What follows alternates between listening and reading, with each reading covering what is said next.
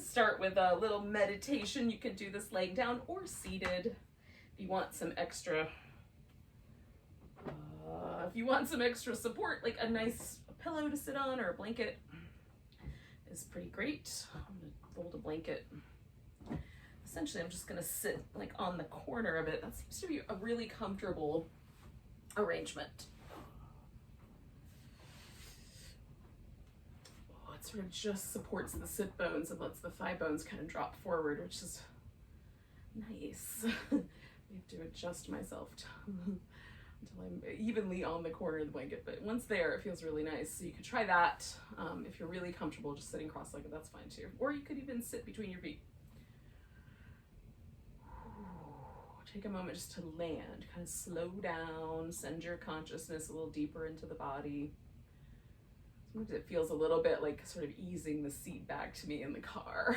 It's sort of similar, it's a similar vibe. Let yourself kind of ease back.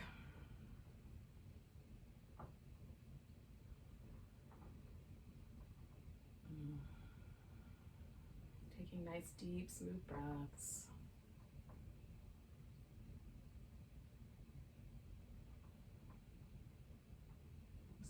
Settle into this place. So you can just do presence, right? Just pay attention to the sort of settling in, the sounds around you, the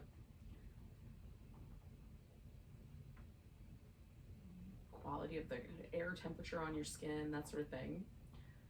Or if you want, you can pay attention to your breath, whichever is the better anchor for the present moment.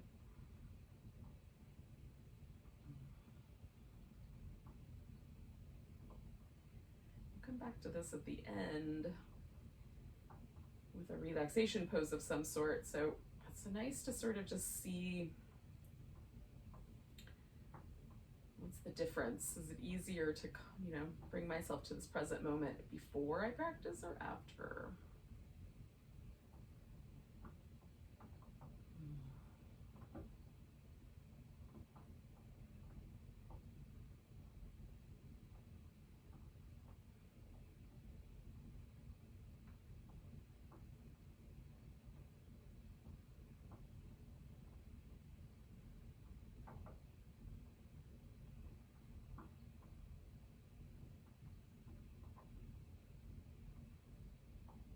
Do 2 more breaths.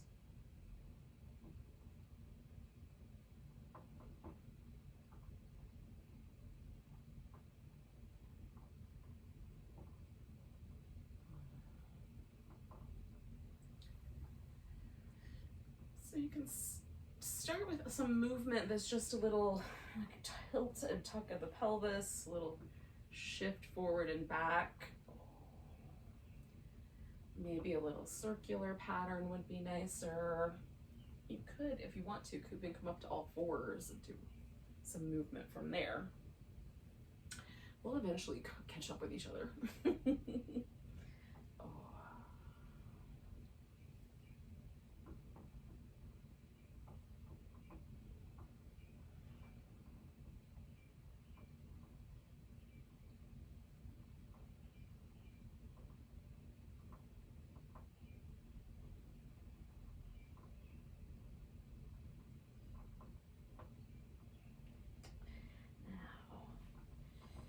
Once you've gotten a little bit of that going, we're gonna come up to like you can do some child's pose. You could do all fours if you're already there. You could hang out. We'll eventually sort of motivate ourselves, morph into is what I think I was looking for. A lunge, but to start with, it might be okay to go like forward and back a little bit. Do some Cobra, do some cat shapes. Again, we're just trying to sort of take some stock, settle into the body, feel the different shapes, the different sensations of the poses. Notice where they land.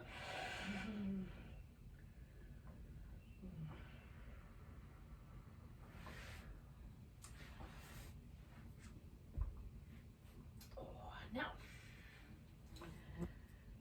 I'm going to work this lunge a little differently. So I'm gonna work this with my torso more at a diagonal to my hip. So there's a little bit more of kind of a warrior two sort of notion in the hip instead of the high lunge or warrior one sort of shape where you point a little more forward. So there's a little bit more inner thigh groin as I come forward, right? It's a little less like right on the hip flexors, a little different spot. As I go back, it's a little bit inner thigh and a little bit of hamstring, but not as sharp in the hamstrings. So if this one's not working for you, you can definitely do another one, and you can put your hands up a little higher on blocks or something.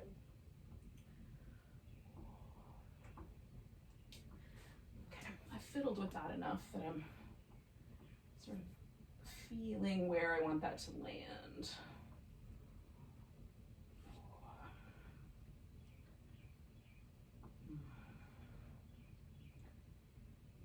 Take my torso back and forth a little bit.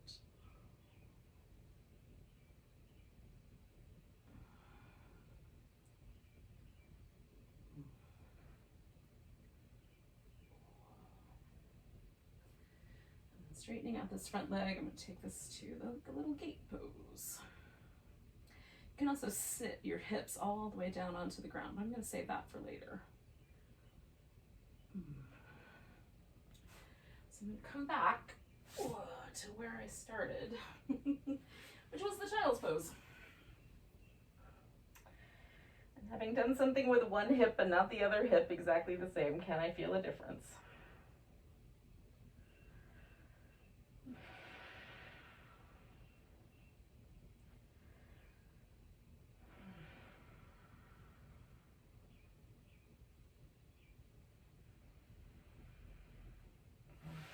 And then from here, moving again into a lunge. When you're ready. If you're not ready yet, you don't have to rush or anything.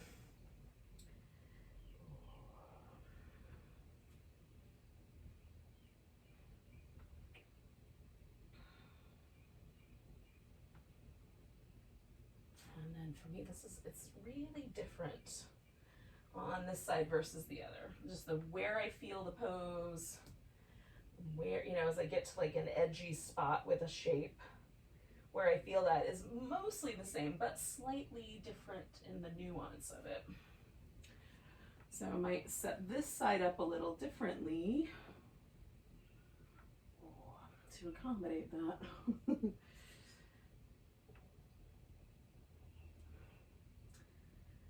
And there was a time where I thought I really should try to make my whole body symmetrical left to right, but I have decided that that is silly because there's very little about the human body that's technically symmetrical. I mean, maybe the most outward appearance, but not anything on the inside. So instead, can I just simply become more sensitive to the differences? That seems like a better course of action. All right, I'm gonna take that gate pose on this side. I'll offer that to you and you can make up your own mind. And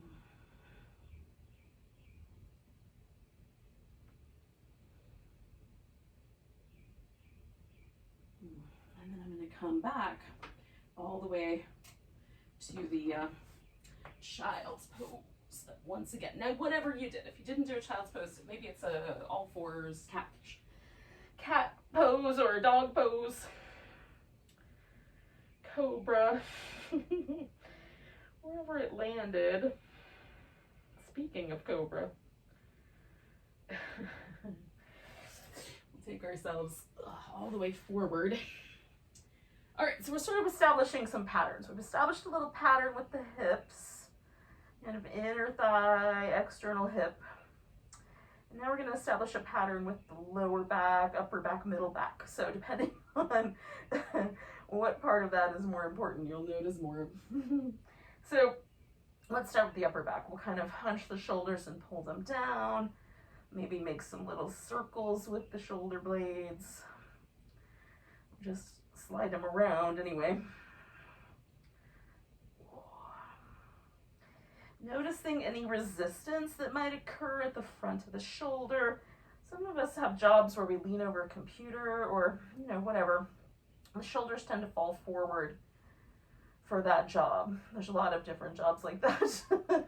Or it might just be habits, you know. So what happens when we draw that shoulder blade sort of back around and not squishing it together per se, but necessarily just putting it into whatever a neutral position on the upper back is? What happens to that little pocket right in the front where it was living? And then if you lift and do a little liquefying of your Cobra, you can kind of explore that a little further and then add some support from the center of the back and the lower back. I'm going to come back down and slide my hands back a little farther. Play with the arrangement of my shoulders.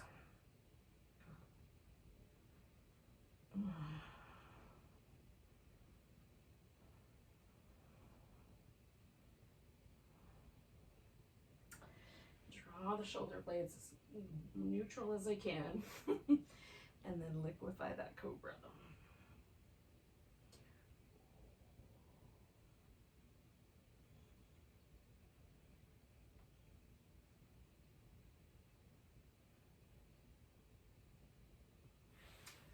So you can come back all the way to the bottom. You could take a Sphinx. You could push yourself up all the way onto your hands. You could get a little more muscular and energetic with it, or a little bit more relaxed.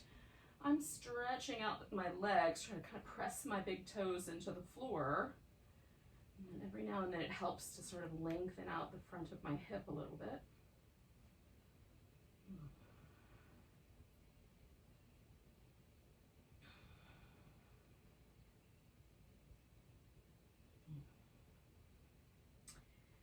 I hold this pose, like trying to hold myself up a little bit with the back muscles, although the arms are here for support.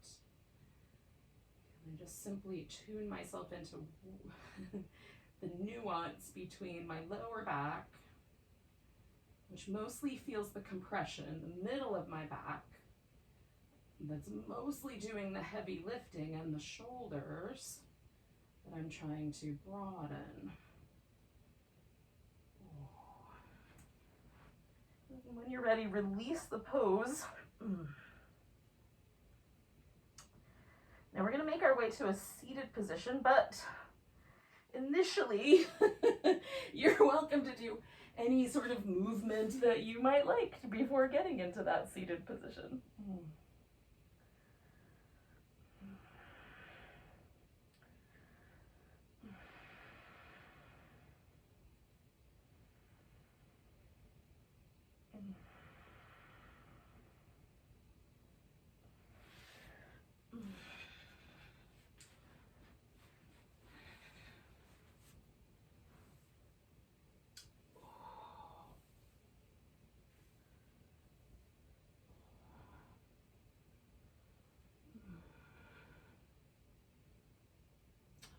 Once you're back to your seat, and I'm now sitting without the blanket underneath, so this just gives me another baseline to feel. So we're going to start with a seated twist. Now you can adjust the legs, kind of wrap them around one another in any way that you like. I'm going to go really simple and just simply bring my knees towards the center line so that my thighs feel like they're mostly parallel, and then I'm going to twist. So my left leg is up front, so I'm turning that direction first, and then I'll do the opposite direction and switch my legs. And again, I'm just going to use this pose rather than sort of force myself into the pose and then shut down, which can happen.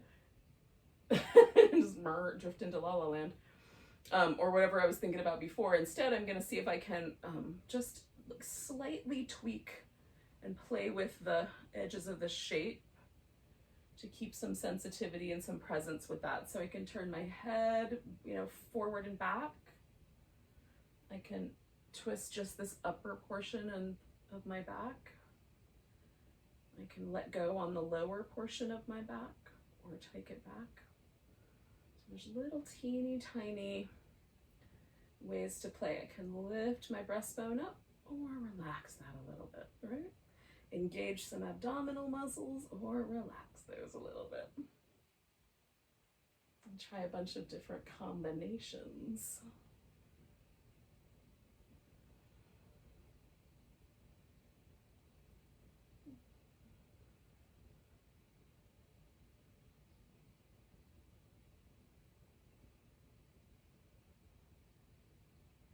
So if we go to the kind of the origin texts of Hatha Yoga, one of the goals of Hatha Yoga, if that's the right word. The goal is maybe not the right word, but I'm going to use it because I don't know another word right off the bat in English that will make sense to this. But one of the journeys that we're taking, or the intentions, is to get as subtle with our awareness as possible, right? So not just physically, but there's these kind of layers of subtle awareness. So we've got our physical body, the kind of muscular layer, and then there's a layer, like maybe just, it's outside is not the right word, but like just another layer more subtle is sort of the space around our body, and the sort of acknowledgement or attunement to our like energy. Like, you know, are we feeling sluggish? Are we feeling excited? Like this, that sort of thing, like our kind of overall tone and energy in the body. And there's another layer that is like the mental chatter. There's a layer that's kind of more our emotional layer, and then all the way to the outside, or the most subtle inside layer, depending on how you look at the model, is this kind of attunement to the sort of core of our being. Like, it might be soul, it might be a wisdom. There's lots of words that are used to transcribe or describe, or in some way try to get a hold of the Sanskrit for that. But in any case, so I've taken the leg that was up front and I put it out. And so I'm trying to tune myself into, like, you know, I'm using my physical body to practice this fine tuning of attention, fine tuning of awareness. So as I lean forward, I can feel that there is like more pressure on the back of my knee than I like. So that's what the props are for. The props are to make the pose a little more comfortable. I could just stop right there. That's a choice. I could just stop right before I feel that, and that could be the pose tonight. I could modify the pose so that it's not uncomfortable. I've provided some support. And then, you know, the pose might become another shape. I've provided that support. I'm sure there's some parallels and metaphors here that I should be absorbing, but in any case, we're just going to pay attention. So your pose can be just like this. One leg is straight, one leg is bent. You're folding forward, or you can change it up. You can stay upright. You can fold in just a little bit. You can put your forehead on the floor. You can add a little bit of a side shape to it, or lean over the leg a little bit more. So flavoring the kind of choices that you make, that's up to you. You can soften all the muscle, you can engage all the muscle. Kind of lifting my kneecap and hugging the bones with my thigh muscles. It just adds a little layer of subtle. Sometimes when I'm really super physical with a pose, like I really hug the muscles in, most of my attention stays in that physical layer, doesn't go beyond that. Sometimes when I soften that and I'm no longer engaging those muscles, then I might notice the breath a little bit more, or I might notice sort of the energy quality, or the kind of feeling that this pose evokes in me. So there might be reasons to do it one direction or another, and you might find that it's the opposite for you. More muscle is engaged, the more sensitive you are to the pose. Just notice what is true. Okay, I'm gonna come out of there with another breath. And then rearrange everything. Ooh. Starting by just letting go.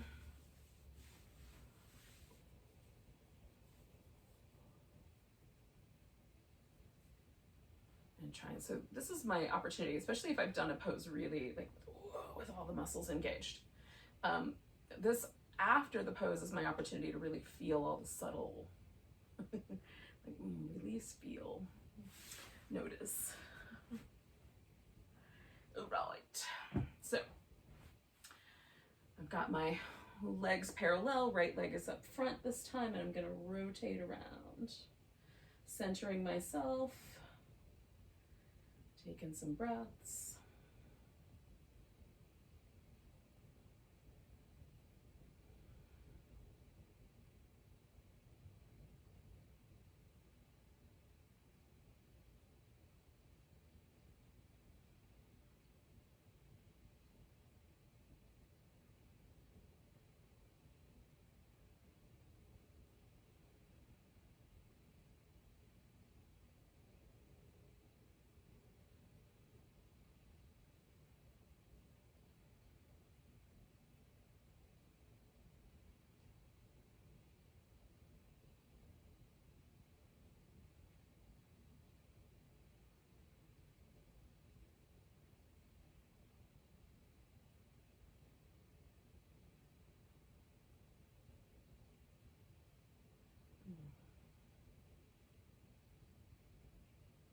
Spend about 3 more breaths here.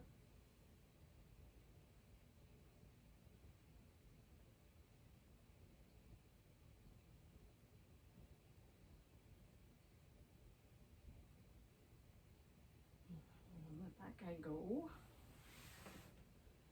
And again, you might, once you get out of the twist, I'm not quite ready to do the next shape, but I do want to kind of notice, do I want some support? Do I like the way this feels?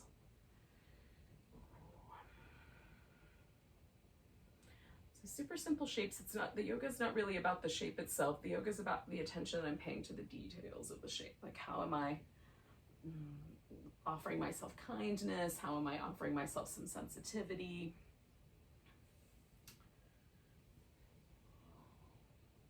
Maybe some compassion.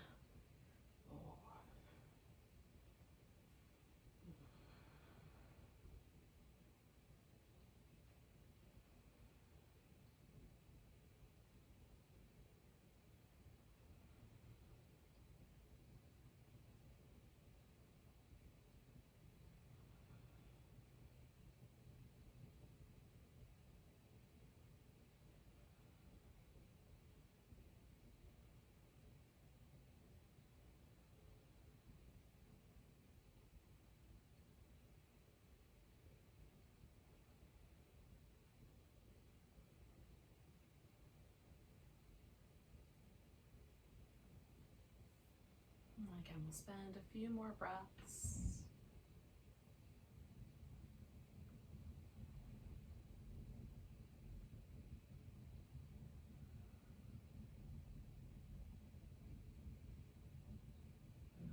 So I'm going to come out with one more inhale. Soften everything.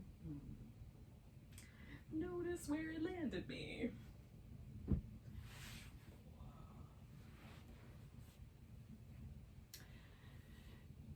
So we're just going to take this next sequence like up a notch. Just going to engage a little bit more deeper, more sensitive muscle. So this can be done as a regular pigeon, laying on your back with both your legs hugged in, one on top of the other, or the way that I'm going to demonstrate it, which is with the legs stacked on top of each other. You can bring the knees closer to the middle or have the shins kind of lined up, so it makes a little bit more of a square, whichever is more comfortable for your anatomy. Some people, the shape of the hips and the shape of the femur bone and how it fits into the hip socket makes it so that the knees being close to the middle feels better than the knees being wider apart. For me, it's the knees wider apart is more appropriate. Like that's the way my joints work. So whatever way your joints work. So we'll sit up tall and start there. I'm going to start by sending a little bit of a kind of rooting down through my sit bones. I'm like the normal sort of habit of this pose, just because of the intensity of the hip, is for my low back to kind of round back and sink back. So what happens if I reestablish a kind of neutral curves for my back, right? And sit up tall. And that might be, I do feel a little sensation on my outer hip. It's not strong, I can certainly pursue a stronger sensation, but I do feel something. So maybe the answer is stop there for tonight. Maybe the answer is lean further forward, see what happens, increase the increase the sensation. These are questions that I don't have the right answer to. It's possible that by the constant pursuit of increased sensation is damaging. There's a lot of evidence to support that notion. And if the goal of yoga from the beginning was to develop more and more sensitivity to the layers, then I have to ask myself, is that pursuit of more sensation even appropriate? Is it even yoga? Or is it some sort of, remnant or holdover for wanting to look as good, look like the bendy person in the pose? Just stuff to ask. What am I doing? Why am I doing it? Is it good for me? And then what's the aggregate of my experience with that?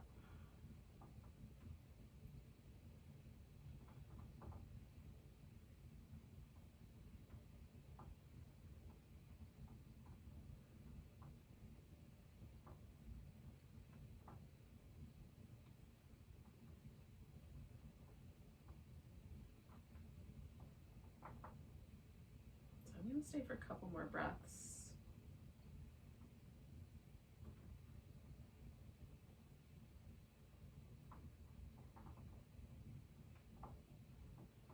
Now, coming out of here, I am going to take this leg and internally rotate it and bring it around as far behind me as it makes sense for it to go. And by that I mean as far around as it feels good to go. So I'm internally rotating there. And I'm bringing that leg around the back. This may not be an appropriate setup for your body. So if that's the case, my suggestion would be to come back to here and maybe even just make it a little bit wider or a little more narrow. So there's just a slightly different sensation. This leg up front can stay bent. This gives us the deer pose. Or you can straighten that leg out and that gives us the gate latch pose, right? So theoretically, two different poses. There's a lot to be said. A lot of suggestion by me that they're basically the same shape. Just like a little nuance is different. But we like to give things names, so whatever. So this is one possibility. I can sort of lay myself out along this leg, right? And add a side bend to that. It's really more like just letting the torso go with the way the hip is naturally aligned for me, which might not be true for you.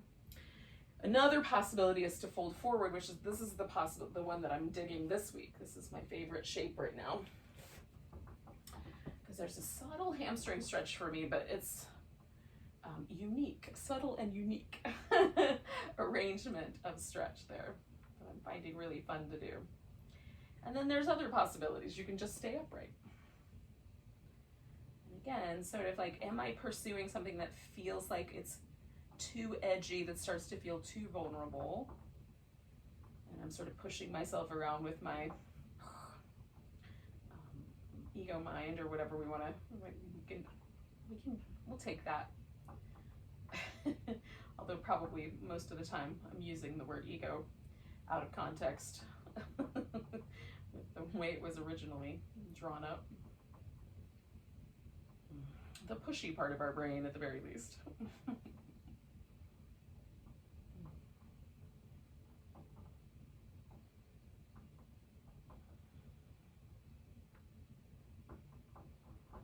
And so for me, this feels like a kind of, the first two poses, there was sensation, but a little more mild. These next two poses, this one and the one right before it, the sensation level is going up a little bit. And then I'm trying to bring more sensitivity to that, more conscious awareness of how I'm doing that and the reaction I'm having. So to get out of this shape, it's best for me to lean all the way so there's no pressure on that knee as I straighten it out. Internal rotation and flexion or extension of the hip can be tricky.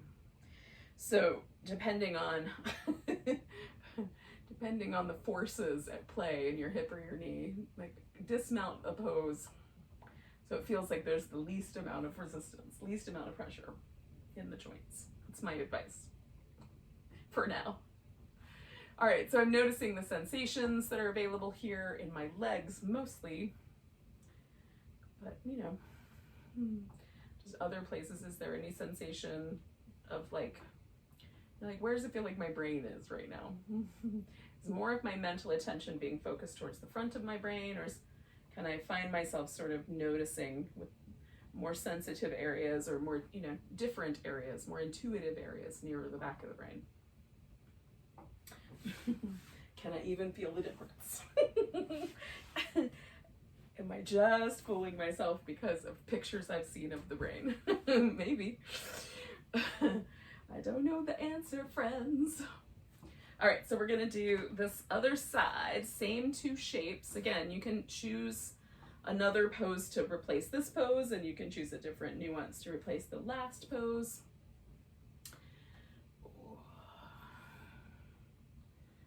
And again, I'm just gonna play with this pose with this notion of like, what happens if I just come to more of a neutral shape? What happens if I lean more forward? What are the dynamics involved with changing things up?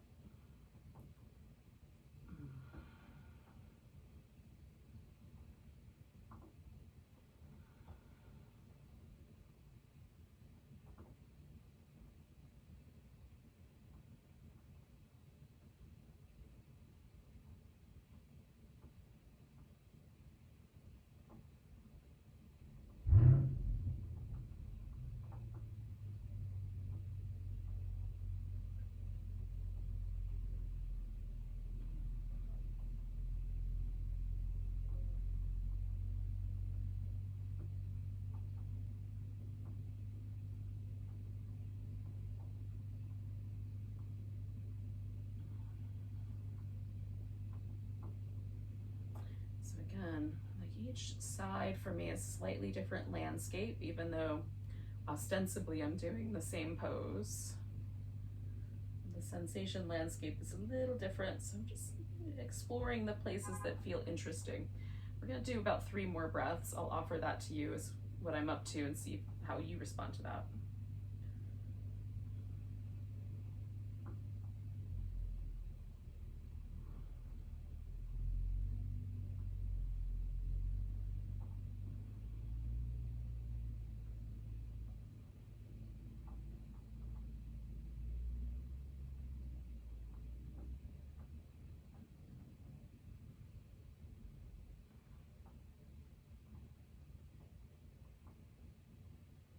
Okay, I'm gonna take a nice big breath. I'm gonna come out of there, and again, I'm gonna swing the sky all the way around.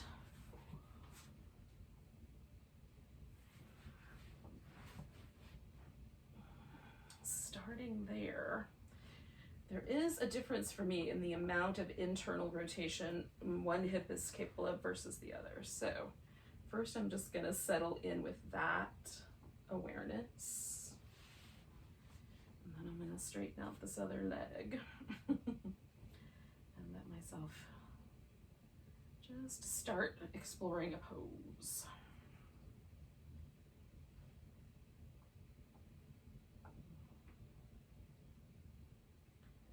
Again, trying to pull myself kind of backwards into my body a little bit with my attention and awareness, a little more kind of feelings of very sensitive, very nuanced is probably the word I'm looking for. Noticing.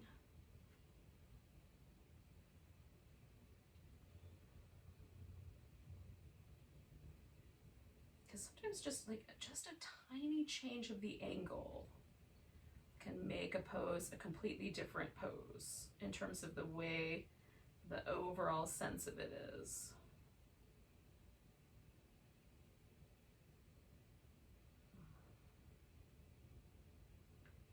There's other folks who tell me they don't really notice any of that, and it's really just, okay, that's a possibility. Pretend that you do.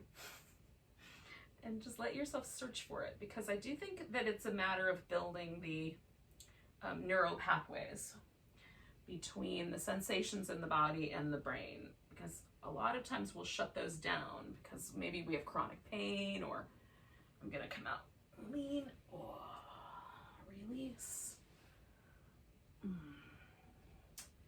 Maybe we have things that we like to do that are physically really demanding, and so we've shut down some of those sensitivity centers in order to just accommodate doing the action that we want to do.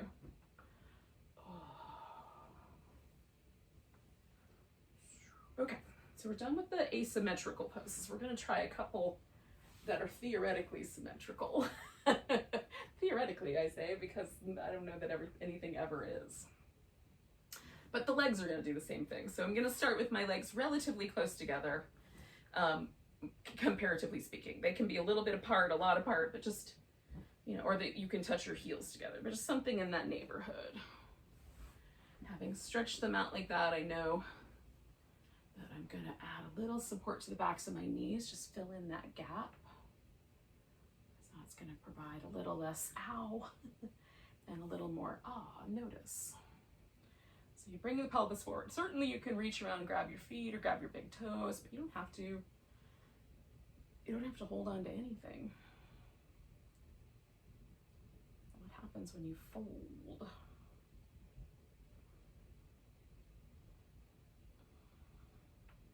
Some people will draw their, it's easy to draw their upper body forward to kind of plant it down.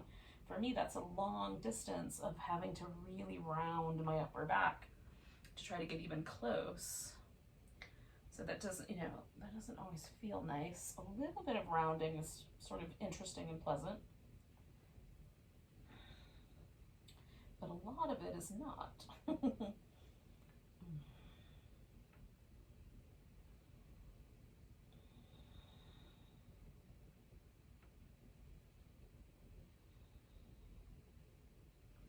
Can we sort of attune that as we hang out with this shape, attune to the whole back of the body, all the way from the sole of the feet, up the back calves, up through, around the kind of up, it's like the,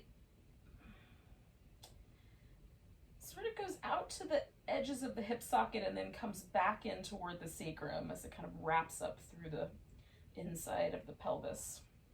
And then for me, the sensation appears again, like on the outside toward the surface of the body near the lower back. And then if I round the upper back, I can feel that sensation come all the way around. So just noticing for yourself, like how much of that back do you feel? When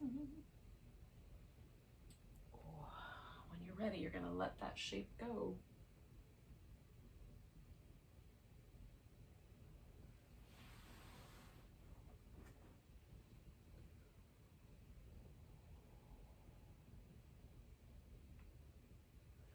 Now the next shape is feet together. Bring the feet in as tight as the hips and knees will allow. If that means you run into your pubic bone, fine. But you don't have to do it that far, but just, something that feels like the legs are quite close together here, from the feet to the hips. And then we'll just sit upright and notice. So unlike the pose that we did with the one leg stacked on top of the other, this pose for me, the spine kind of effortlessly takes its neutral curves, but that might not be true for you. So maybe your spine kind of falls into either a forward kind of thrust through the pelvis or a backward tilt or tuck. So just notice what happens if you just sit upright with the shape. And we're going to slowly morph around with it. Kind of lean it into one side and then into the other, seeing if there's a difference.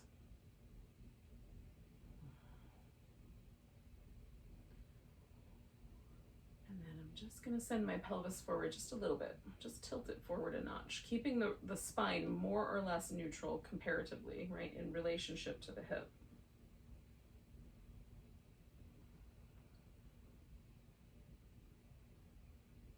Again, there might be sensations that arise right at the surface immediately. Maybe that it will take a while, or the sensation at the surface to arise. I have to go to there to feel more of the surface sensation for this pose. But even sitting upright, there was a kind of deeper sense of the shape itself. I don't know how to put that into words. Maybe you understand.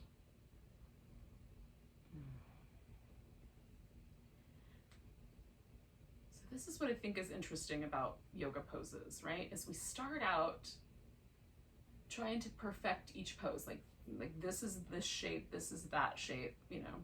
We're gonna do a butterfly, we're gonna do a tree, we're gonna do a warrior, whatever it is. And there's little distinctions, and you're told how to point your toes and how to orient your hips and all that good stuff. And it's all great. It's all good stuff. It sets up certain patterns, certain pathways. And then sometimes we go through a phase where we sort of are in pursuit of like, what's the most bendy, the most extreme in each of these shapes that I can do. I'm going to come out of here now. And release. And I don't know that this is a linear situation. It might not be. It's what's happened for me. Now, you know, okay, so there was that phase of like, oh, I'm going to try to like see what's the maximum amount of sensation available in this pose. And now I'm really more interested in like, what's the minimum amount of sensation in this pose that still is interesting, right? That's still captures my attention and awareness. Oh. Okay, now we're done with our little forward bending sequence. We're gonna do some reclining things. You may decide if you wanna push some of these shapes. You can decide to use a strap if you like. It's not required, but it is an option. So once you're on your back, you may find that you want a little bit of a sort of transition between what we were just doing and laying on your back, depending on the sensations in your hips, your lower back, your legs, that all may make some this pose either super easy to enter or in need of some of this. Some movement or some transition.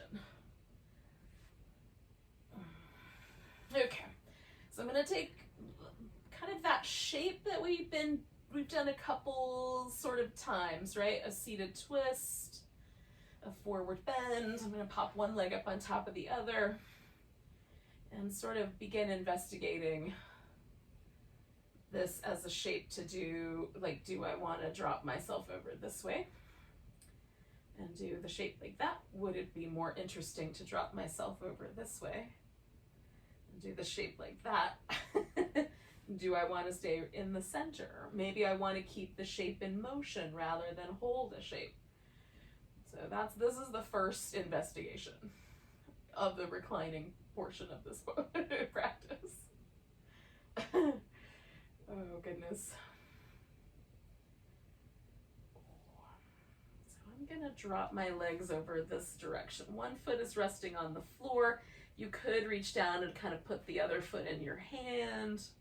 You can turn your head in different directions. So there's some ways to sort of nuance this once you've made a choice, no matter what that choice is. You can adjust the upper body, you can adjust the relationship of the limbs. And then notice the breath and kind of let yourself again sort of pull your attention into the back of the body. It feels like that. It feels like easing backward away from the kind of visual portion of the forehead. I think like part of our sort of biological nature is to put a lot of attention up near the eyeballs to really fire up our visual center and unless you are not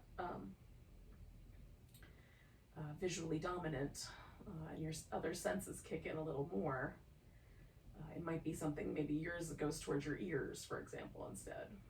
Just notice what your kind of primary sense that you rely on and how much of our sort of focus goes into that primary sense. See if we can open up a little bit to some of the other sensory data.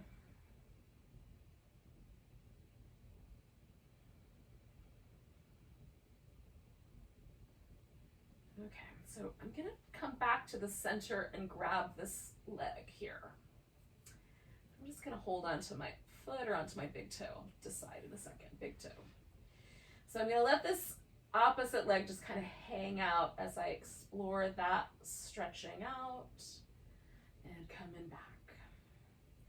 And this, again, I might stick this shape and hold on to it, or this might be a constant motion. I'm just exploring these different shapes and options. I'm intentionally holding onto my big toe so that it involves my shoulder differently than it would if I were using a strap, but the strap might be the way to go tonight, especially if it feels like you're tearing your hamstrings out of your pelvis. We're not trying to detach our hamstrings from any one particular spot.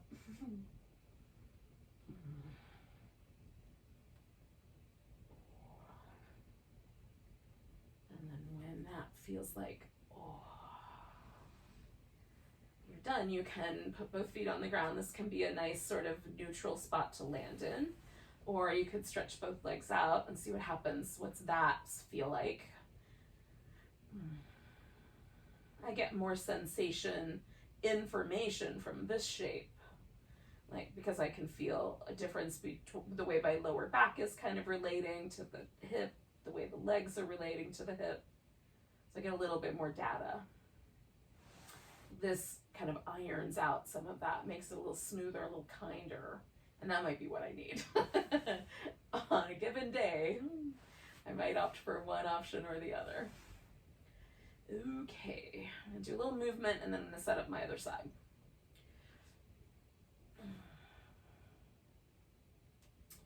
All right, so again, I'm just gonna explore.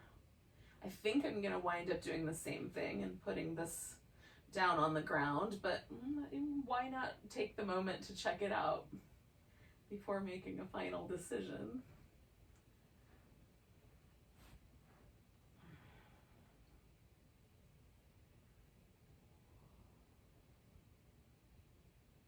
Because again, you could just kind of hang out here in the middle. You could hang out just with a little bit of easy, flowy movement and not ever land anywhere. All right. So in the next couple breaths, make a decision about which way you're going to go. I'm going to keep moving or I'm going to land. Choose how you're landing. Make adjustments to see what happens. Ooh.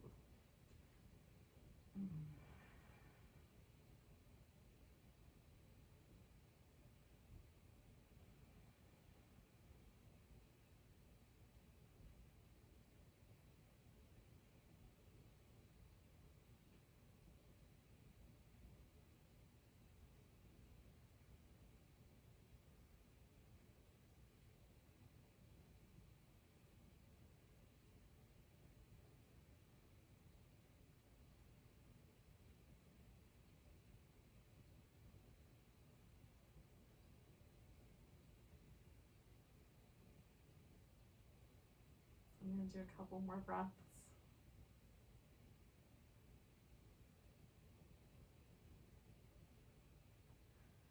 And then bring myself back.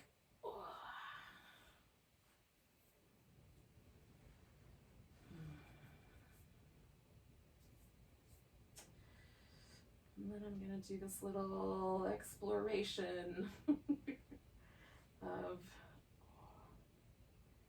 extending my legs.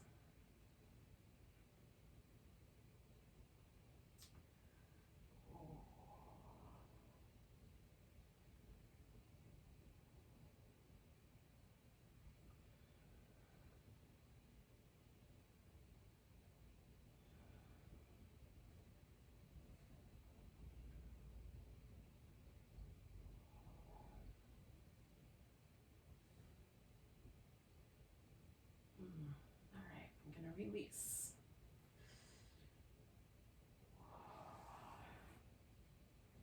I'm going to take a moment to gather data. I'm not going to do anything with that data outside of just feel it, but I'm going to gather it.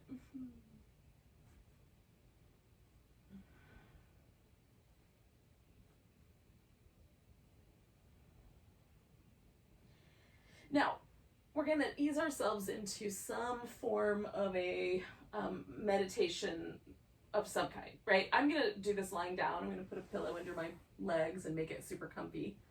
But you could go back to the seated position that you started with. I'm going to wind up there eventually when we're done here. So I'll give myself that chance to check in again. But to start with, any position that feels like you'll be able to kind of take away some of the data from the body, so we can really begin to just work with those other layers. Like, how chattery is my mind? What emotional things might come up or don't? Maybe there's nothing that comes up on that layer, but maybe things do. So is there any sort of emotional qualities or anything that emerge? And then this, that sort of one step further, which is kind of awareness of the kind of witnessing consciousness that's been checking out all the things we've been doing our whole lives. There's that aspect of us that recognizes that we're a person having an experience. So we'll see which of those layers kind of emerge. Sometimes the mental chattery layer is so busy, especially at the beginning of my practice, that's hard to get past it. So let's see what happens now. So first, let your physical body relax. Get yourself into a comfortable position. Maybe cover up with a blanket or something if it's a little chilly.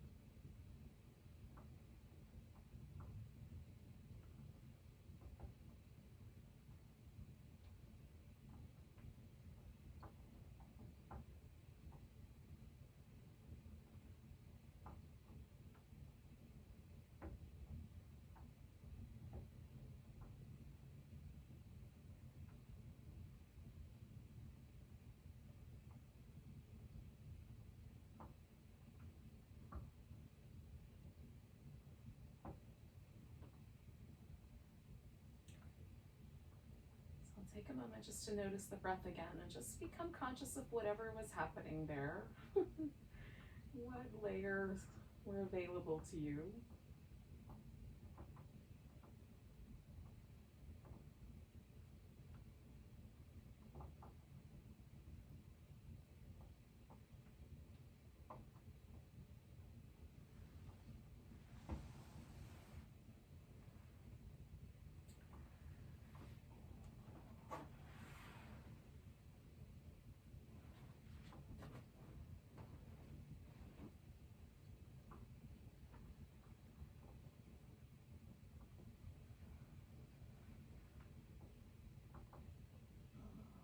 So we'll eventually return to a seated position. And it may happen immediately or it may take a while.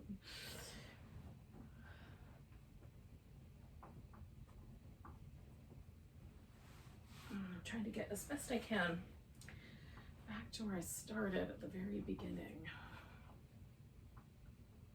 Just so I have something to compare and contrast.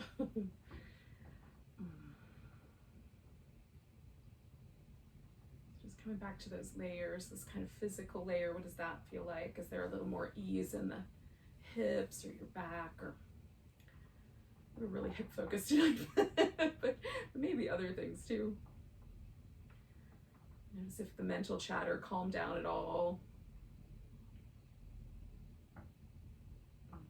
And any of the other little subtle nuances as well.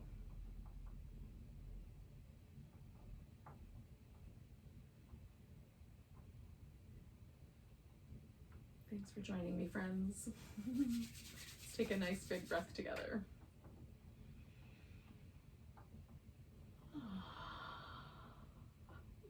Have a great rest of your night. Namaste.